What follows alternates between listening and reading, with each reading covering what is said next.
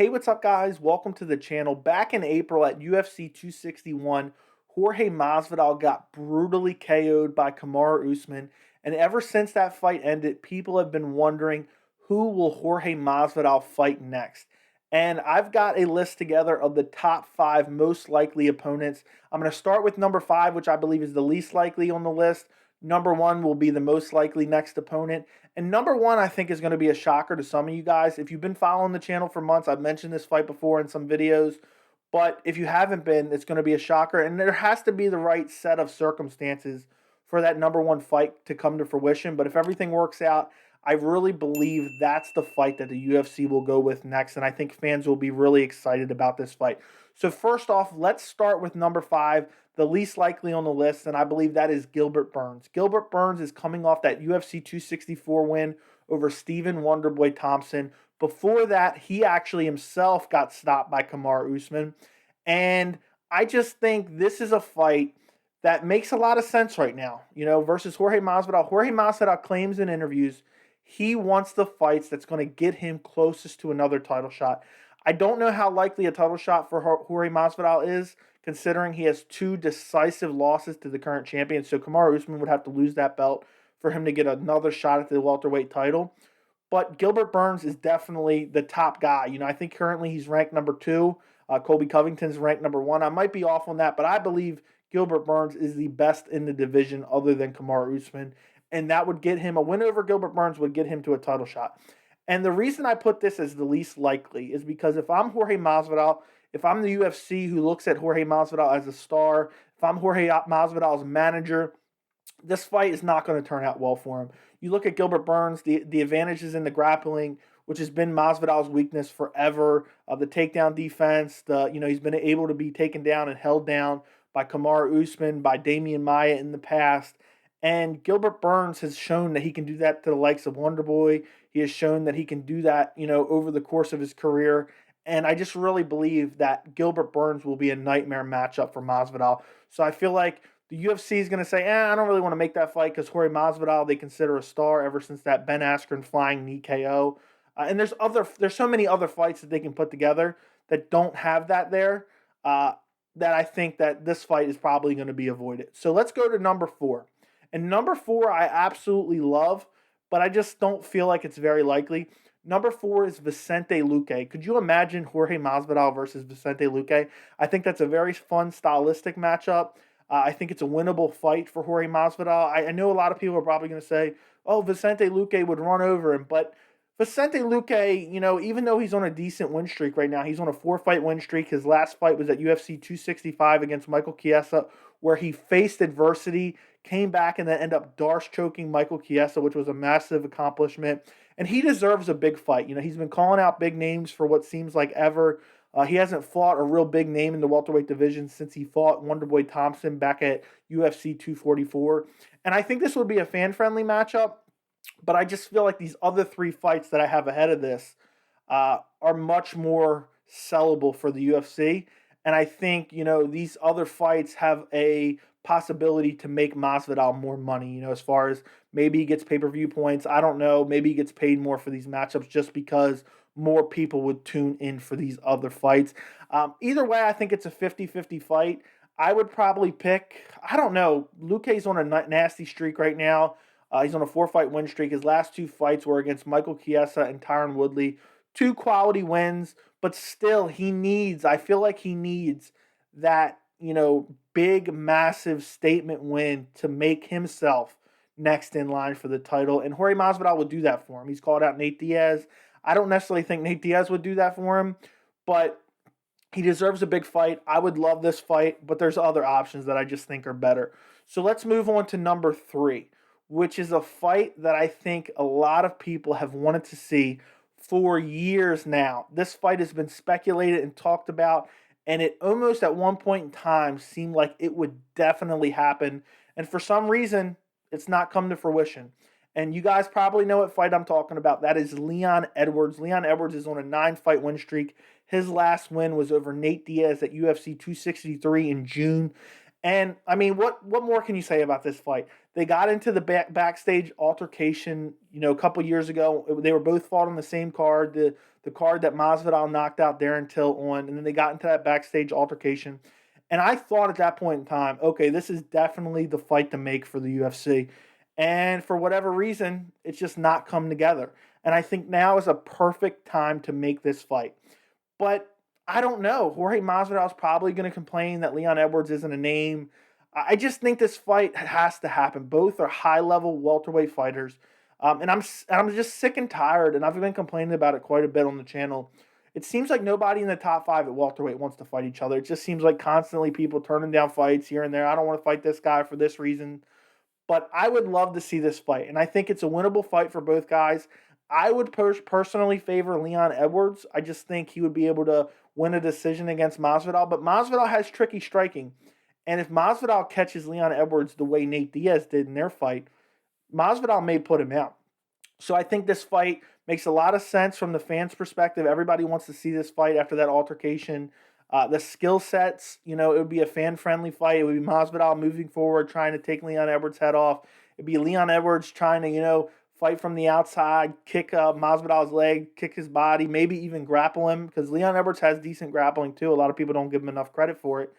But I just don't know if it's going to happen. I don't know if Masvidal is going to look for a reason not to fight Leon Edwards, but I think it's a great time. And Leon Edwards, he complains he wants a title shot.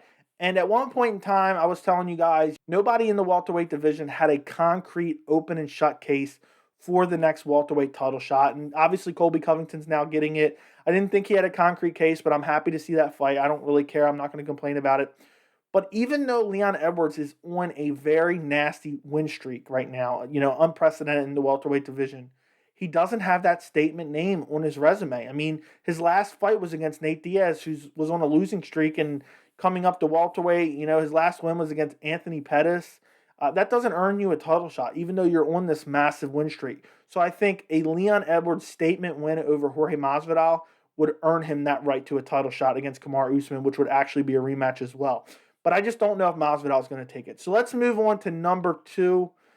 Number 2 is going to be a fight that I'm not really sure I want to see. It's going to be a rematch, but I think it's very likely to happen. There was speculation at the end of 2020 that this fight was going to happen in early 2021. It got a lot of backlash. The UFC seemed to change course. Then, they were going to the arena in Florida for UFC 261. They needed a big fight, so they ended up doing Kamaru Usman versus Jorge Masvidal. But I think this fight could potentially happen, and that is Jorge Masvidal versus Nate Diaz. They fought at UFC 244. There's the perfect narrative there. Both guys are big names and big draws. And even though Jorge Masvidal beat up Nate Diaz badly, he did not finish him, and there was a doctor stoppage at UFC 244. I was there live for that fight. The crowd was pissed. I was upset, but at the same time, I saw what I needed to see. Jorge Masvidal was going to win that fight. And I know you have the narrative, Nate Diaz always comes on strong in the latter rounds, but I just don't think it was going to happen in that fight. Masvidal was too much for him. He was too big, too strong. He was really busting him up. He was controlling him on the ground, avoiding submissions. And if Damian Maia can take Masvidal down and Masvidal can avoid submissions, I think he can avoid Nate Diaz's submissions. I don't necessarily want to see the rematch of this fight, but I think it's very likely, and I wouldn't complain about it. You have Nate Diaz, who's on a 2-fight losing streak. You have Jorge Masvidal, who's on a 2-fight losing streak.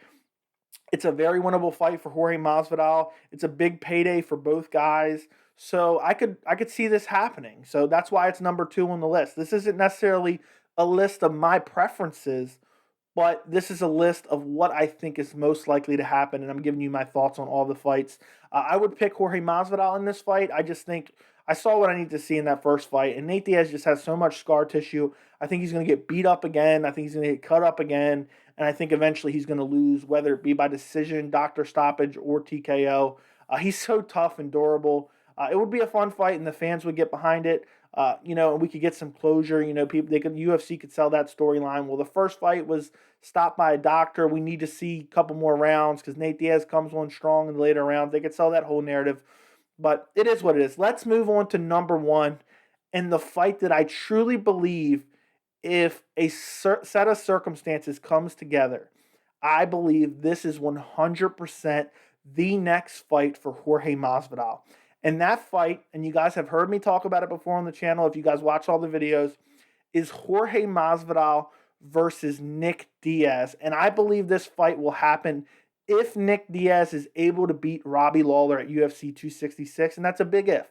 Nick Diaz has not fought in over 6 years. I think it's coming up on 6.5 years since Nick Diaz last fought. He fought Anderson Silva in his last fight, which he lost, but then it was overturned to a no contest after Anderson Silva tested positive for something. Before that, he was on a 2-fight losing streak, but he hasn't fought in over 6.5 years. So I don't know how he's going to look against Robbie Lawler at UFC 266. But if he's able to beat an aging Robbie Lawler, who hasn't looked very good in his last few fights himself, I think that's 100% the fight the UFC will make. Can you imagine Jorge Masvidal versus Nick Diaz? The fans would go insane for that fight. You would have the whole narrative that Jorge Masvidal beat up his younger brother. You guys probably remember the interview that Nick Diaz did last year, I believe it was early last year, where he basically called out Jorge Masvidal. He said, you beat up my brother, I want to fight you. Nick's a natural welterweight. Jorge Masvidal, obviously bigger than Nate. Nate's more of a natural lightweight. I know Dana White and a lot of fans like to act like Nate's so big, but Nate was a career lightweight. The times he went up to welterweight, earlier in his career against Roy McDonald, he was absolutely manhandled. So this will be more of a fair fight. And I know people are going to say, Nate doesn't want to fight Nick's opponents and Nick doesn't want to fight Nate's opponents. There was talk of Nate fighting GSP before or Woodley and stuff like that. But I really believe if the UFC gets behind this matchup, which I believe they will, if Nick Diaz wins against Robbie Lawler at 266, there's nothing that would stop this. It would make a lot of money. It would sell pay-per-views. I'm not saying it would be a headliner, but maybe a 5-round co-main event. But this fight would be, massively promoted, and I think it would be a fun build-up, and I think it would make a lot of sense because from the UFC's perspective, even though I don't agree with it, Nick Diaz, if he beats Robbie Lawler and then goes out there and beats Jorge Masvidal, I think they would give Nick Diaz a title shot. I don't agree with that, but you're telling me if he were to make himself on a 2-fight win streak, one against a legitimate top 10 ranked welterweight in Jorge Masvidal, and Kamaru Usman would be saying, I want that fight because that's going to be a money fight for him. That's going to sell pay-per-views. And then also, either way, if Jorge Masvidal wins, he still has a bunch of fun fights. He could go fight Nate again. He could go fight Conor McGregor upon his return. That fight's been talked about before. There's so many options coming off of this fight, and it would just sell so many pay-per-views, and the matchup would be so fun. I mean, if you look at prime Nick and prime Masvidal or current Masvidal, if Nick Diaz is even remotely close to what he used to be, the Jorge Masvidal-Nick Diaz fight would be absolutely insane. Both guys, we know what they want to do. They want to keep the fight on the feet. They want to strike with each other. Nick's more of a volume, cardio, pressure guy. Jorge Masvidal is more of a power guy, looking for big power shots to finish you, knock you out on the feet. And this fight would be a lot of fun. I think I would favor Jorge Masvidal just because Nick's been so inactive for so long. I'm actually probably picking Robbie Lawler in the Nick Diaz fight just because of activity. I mean, Nick Diaz has been out for so long. I have no idea what he's going to come back and look like. He may come back and look like a world beater. And if he does, I may change my mind. But for right now, I'm trying to give you my early prediction for all these potential fights. And for that fight, it would be Jorge Masvidal. But I really believe Nick Diaz is 1 win away from fighting Jorge Masvidal. And if he beats Jorge Masvidal, there is a chance for you Nick Diaz fans, and I'm a Nick Diaz fan as well, he will fight Kamaru Usman for the welterweight title or whoever's welterweight champion if he gets a 2-fight win streak. If that's something he wants. We don't even know. Nick Diaz could be coming back for 2 fights, 1 or 2 fights, and then be gone forever. But I think there's a good chance if he can, win 2 fights, he's going to be in a title fight, which is absolutely insane. I don't think he would deserve it, but I could foresee that going down. That's what the UFC would do. So let me know what you guys think of all these fights. Is there a fight that I'm missing? I know there's Wonder Boy lingering out there, but I don't think that's going to happen. And let me know what you guys think of this list. Is it out of order? Is one more likely to happen than I said? I really believe Jorge Masvidal versus Nick Diaz will be the fight if Nick Diaz gets by Robbie Lawler at UFC 266. So guys, do me a favor. Make sure to like the video. Thank you so much for watching, and I will see you in the next video.